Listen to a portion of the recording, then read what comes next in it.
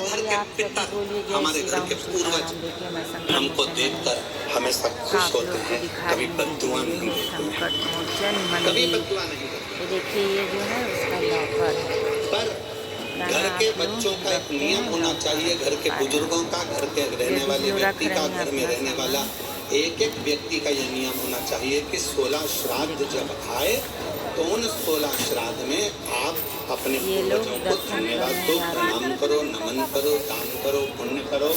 कुछ ना बने तो कम से कम गौ माता को एक रोटी गुड़ रखकर, शक्कर रखकर, मीठा रखकर गौ माता को 16 दिन में एक दिन तो कम से कम गौ माता को रोटी दो। ये श्राद्ध के बाद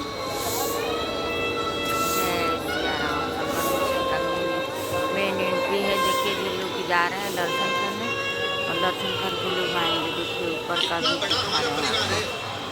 कितना बड़ा आज के लड़के कहते हैं, आज के जमाने लोग आ रहे हैं, जा रहे हैं कहते हैं, आज के जमाने के बेटा कहते हैं, आज के जमाने की बेटियां कहती हैं हम क्यों बुजुर्गों को माने। अरे भाई मत मानो, पर समझो तो सही, तुम और तुम्हें जन्म देने वाला, एक लड़के को जन्म देने वाले माता और पिता कितने लोग हैं? दोनों, माता और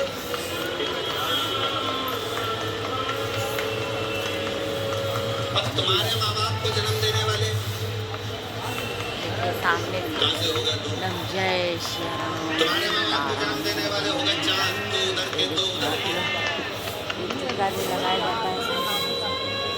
एक के द्वारा ही पैदा हो गए क्या? टीका है, यही लोग ले आते हैं, जो भी लोग आते हैं वो सिंदूर चढ़ाने के लिए बाबा को लाते हैं। वही लोग यहाँ डाल के अभी तो प्रसाद दे देते पति, इसके माँ बाप तो दो के कितने हो गए? चार। तेल का मिश्रण है। उनके दादाजी के निकालो तो दादा के कितने हो गए? 8। देखिए आप जो अंदर से आज मंडे है ना, लगाओ 7 पीढ़ी।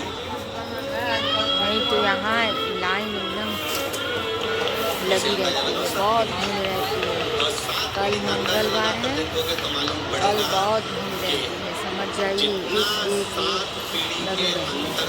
ये देख पा रहे हैं, सब में रहा है वो तत्व हमें भी रहता है। पार्किंग एरिया है। देखिए जो आज खाली खाली नहीं लग रहा पार्किंग, नहीं तो यहाँ गाड़ियों की लाइन लगी रहती है। उसके पोते भी रहेगा, देख रहे हैं आप लोग, कम है यहाँ। वहीं से चला आ रहा है, इसको कोई रोक नहीं सकता। अब इसको तुम सोचो, पत्नी सोचे मैं अपने पति का चिड़चिड़पन खत्म कर दूं, या पति सोचे मैं अपनी पत्नी का चिड़चिड़पन खत्म कर दूं, कम नहीं हो है सकता। तो भी इतना है। चला आ रहा है 7 पीढ़ी का।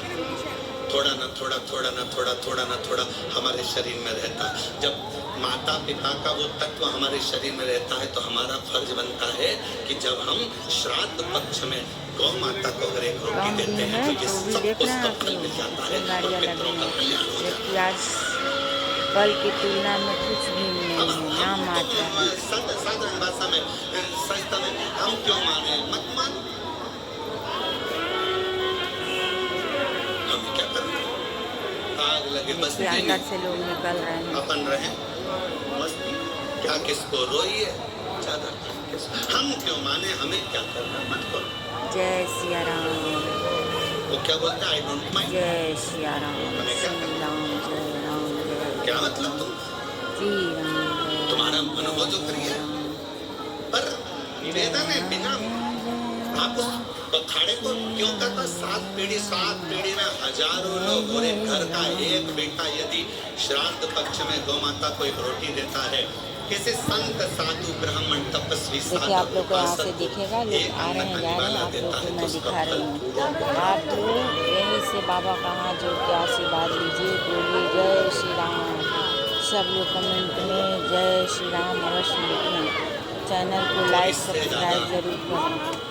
बेटे से ज्यादा फल एक लड़की, एक बहू को प्राप्त होता है।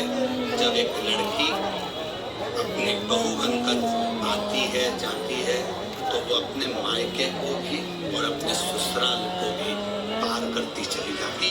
दोनों की संस्कृति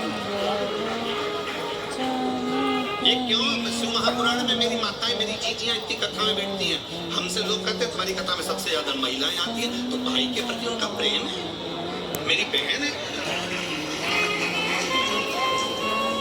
उनकी प्रियताएं तो क्या आपकी कथा में सबसे ज्यादा महिलाएं जाती हैं, सबसे ज्यादा महिलाएं, तो उनका प्रेम है, मेरी जीजियां हैं, मेरी बहनें, प्रेम है उनका। ये और देखिए उनका आप आना लोग, जरूरी है, ये जो है क्योंकि दुकान है। एक नारी जब कथा श्रवण करती है तो ससुराल की भी 7 पीढ़ी को तार देती है और मायके की भी 7 पीढ़ी को तार देती है। इसने ये आप लोग को पास से दिखाते हैं भैया। उनका हृदय वो भाव से जो पुकार रही है, भाव से जो भगवत भजन कर रही है, उसको प्राप्त महाराज